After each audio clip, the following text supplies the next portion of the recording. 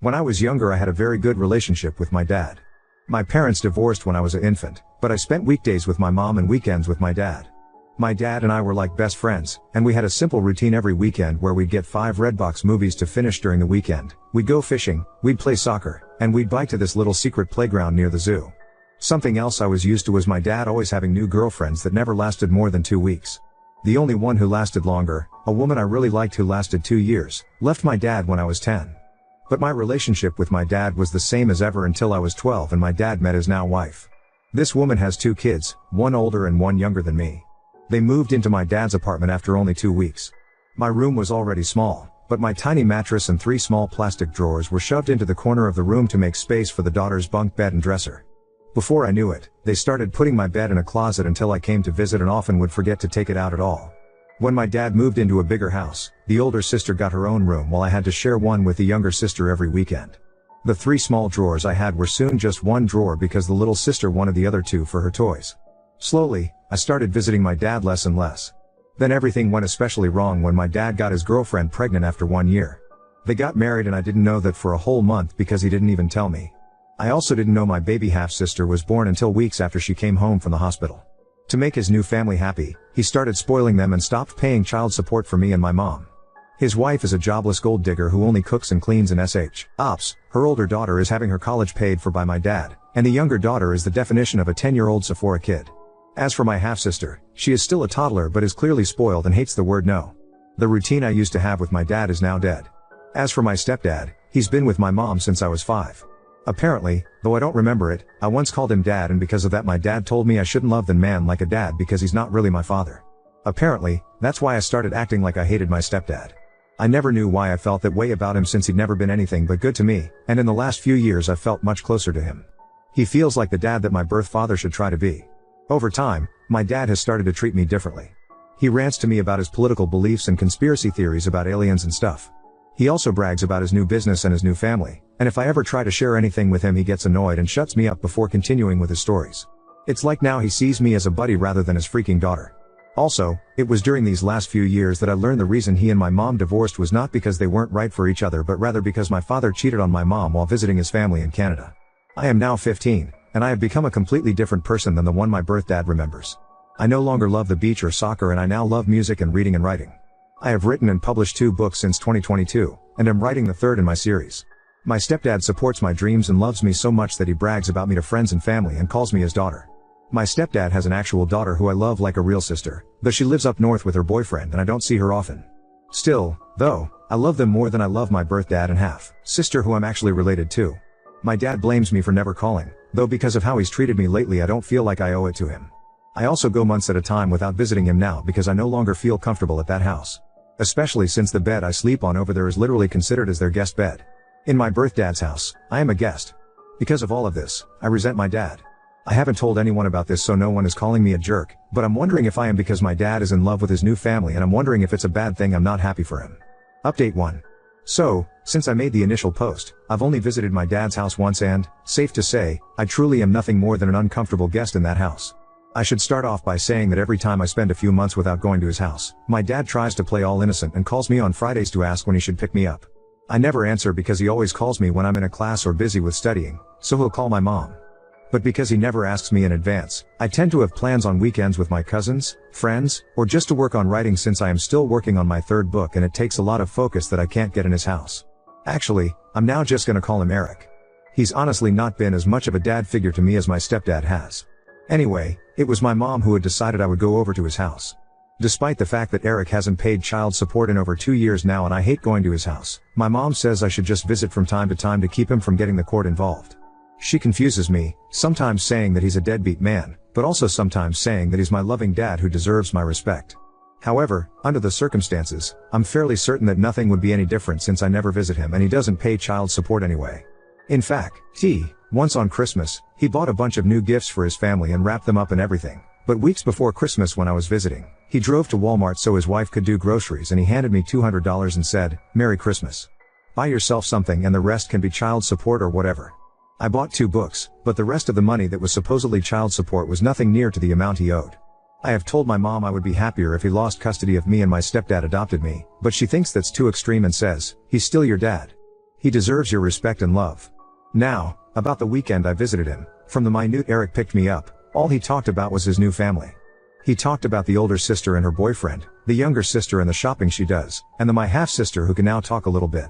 I stayed silent the whole ride until he asked me a question about my school, and when I answered his question he got frustrated and went into a conspiracy theory rant. I tuned him out for the rest of the drive after that. The rest of the weekend wasn't any better. The older sister did what she always does when I visit and locked herself in her room, only coming out when I left the house or when I was in the bathroom so she wouldn't have to talk to me. And the younger sister had a friend of hers over and her friend had her stuff tossed on my bed and was sitting on it because it's the bed she sleeps in when she has sleepovers. Eric's wife did a poor job of hiding how bothered she was by me visiting. More than once, she has been completely shocked I was visiting because Eric didn't tell her so she couldn't disagree. And also, most of the weekend consisted of Eric taking me and my half-sister to a playground so she could run around with her friends, and I sat on a bench to read but I didn't have much time to myself since Eric kept leaving and told me to keep an eye on my half-sister, who is a wild and fussy kid. I am not a babysitter, and while I am good with kids, that does not mean I enjoy putting my own time aside to look after them when they're not my responsibility. I had to spend 2 days in either pure chaos or discomfort, and I had a talk with my mom about me not wanting to go over there anymore. She said that's fine and she won't force me to go anymore, but since she said that before, I don't believe her. I don't have anyone to really talk to about this, and this whole situation is stressing me out because I don't remember my dad ever being as happy as he is now, and I still sometimes feel like I should be happy for him. I don't know what to do, and any advice on anything I could do would be helpful. Everyone who's commented on my last post so far has said I'm not the jerk and that Eric isn't acting the way a dad should, but he still reaches out from time to time and says I'm his baby girl who he loves. Honestly, I almost cry whenever he says that because it reminds me of how we used to be. Am I overthinking all of this or overreacting? What should I do? Am I the jerk here because I'm not happy for my dad? You should tell your mom the more she forces you to go to your dad's the more it's going to ruin your relationship with her as she's not listening to what you want and how you feel. You should also tell her you no longer trust what she says as she has told you before that she will no longer force you into going but she does it anyway. If you can't talk to your mom, have a one-on-one chat with your stepdad and see if he can help when it comes to your mom. Update 2. Hello, everyone. It's only been a couple of days since my last post. Since then, I have taken the advice most of you have given me and I talked to my mom about how I don't want to keep being forced by her to visit Eric, my sperm donor, as most of you referred to him as. Long story short, I'm not 100% sure she won't continue to send me over to Eric's house, but she wind up sending him long texts, chewing him out for not treating me right and telling him to step up and pay his child support. He didn't answer her though, so I followed some other advice and wrote him a long text myself that detailed how I felt about his treatment of me the last few years. The thing is, as soon as I sent that text, he called me to yell at me and called me spoiled and overdramatic. He said it's my fault we don't have a relationship since I never visit or talk to him anymore, and because I mentioned the unpaid child support, he said that I was only reaching out to him for money. I nearly cried during that phone call and wound up just hanging up on him. He sent some angry texts to my mother as well. But later that day, he left a voicemail on my phone saying, "Money is kind of tight for me right now. I'm completely broke. You know I love you, right?" The thing is that I know that's a lie because I'm always seeing my younger stepsister make TikTok videos showing off the Sephora and other expensive crap he buys her all the time. I think I'm done trying. And some of you suggested asking my stepdad for help. I wish I could, but when I asked my mom again if he could adopt me, she said something that absolutely crushed me. Apparently, my stepdad himself said he doesn't feel like he should adopt me. My stepdad is a very kind and sympathetic man, but he's also extremely unconfrontational and thinks it would be like a slap in the face to Eric if he adopted me. Also, because I noticed some confusion about this in the comments on my last update, the reason my parents divorced was because he cheated, but it wasn't with his current wife. My parents split up when I was still basically an infant, and Eric lived in Canada where he jumped from girlfriend to girlfriend there before he moved down here and continued to jump from girlfriend to girlfriend. When I was 12, he met and knocked up his wife, Alejandra, and married her without telling me till a month after Air courthouse wedding. Also, some of you asked how old I am. I am 15. It feels ridiculous that I have this stress on me at my age, and I can't really talk to anyone about it. I can't talk to my stepdad because he's always working and I'm only ever with him when my mom is there too, and I don't like talking to her because she always tells me that I'm too young to really feel how I feel. The last time I tried to discuss my mental health with my mom, I asked her if I could start going to therapy and she said that therapists are dumb and that I can just talk to her or pray to God if anything is wrong. I'm not super religious, and talking to her about anything serious makes me deeply uncomfortable. It's not that I don't love her, since she is my mom after all, but she's pretty intense and intimidating. My dad has not reached out to me again since his voicemail. Frankly, I don't want to even think about him for a long while now. If he suddenly realizes how badly he screwed up with me and apologizes, then maybe I'll try to rebuild our relationship. As for my stepdad, he may not want to adopt me, but he still calls me his daughter, never just his stepdaughter, and I truly feel loved by him. I love his parents like they're my own grandparents, and his whole family is so warm and loving. I might make another update if anything else happens, but for now I'm just going to focus on school and my books. Maybe now that I understand that Eric really doesn't care that much about me anymore, I can finally focus on finishing my third book. I dedicated my first book to him, and I honestly don't regret it. I dedicated that book to the dad he used to be. It's not like he'll ever read that book since he doesn't think it's smart that I want to be a writer, but I don't care. I'm done. Update 3. There were a lot of people asking similar questions, and it was all a bit overwhelming, so I didn't respond to any of them directly, but I will answer those questions here before I get on to the actual reason for this update. So, a lot of you were saying that I should talk to a school counselor or something. The thing is that I do virtual homeschool, and my mom works from home a lot, so I'm honestly just a bit too scared to try that. Plus, even if I did talk to my counselor without my mom being around to hear, I really don't trust any adults to keep these kinds of things to themselves.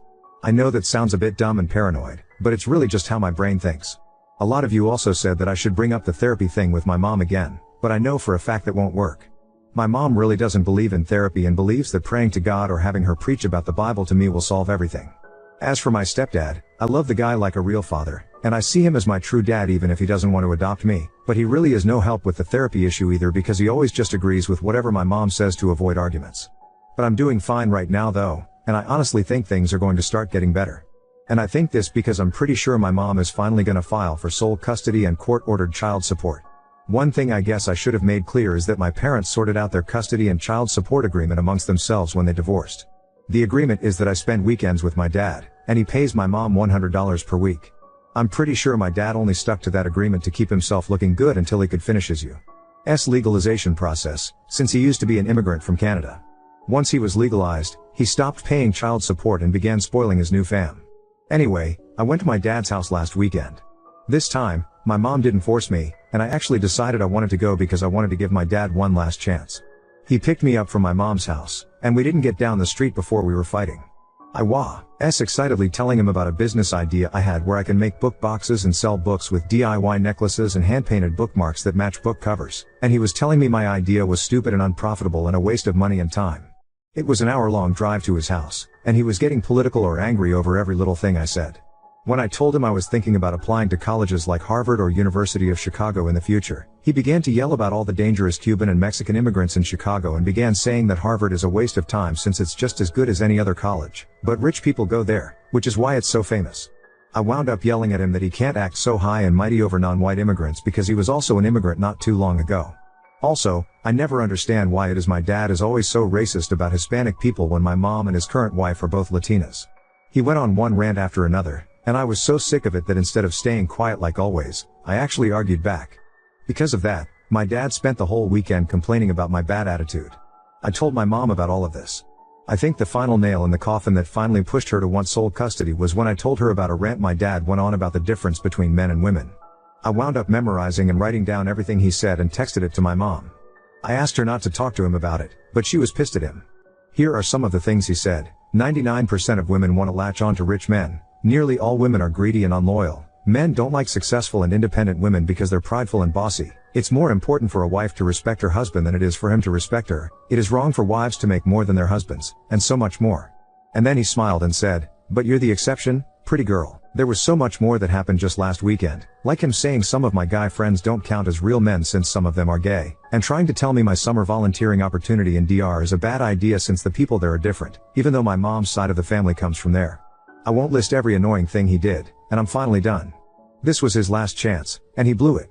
I just want to say I'm pretty sure my mom is not sending me over anymore. She spent all morning looking for my birth certificate because she's wondering if she needs it for court. She wants to get me full time, and if my dad paid child support. At the moment, he owes a lot of child support, and having him contribute financially would help me so much with preparing for college. Also, I did not mention the names of my books in the other posts. I didn't share them because I didn't want a bunch of internet strangers seeing my social media tags at the back of the book, but I will share the titles with anyone who DMs me. I will probably make another update if anything else happens. Hopefully, my next update will be after we've gone to court. You are not the jerk. Divorces and parenting are complicated. Your bio dad sounds like a real jerk.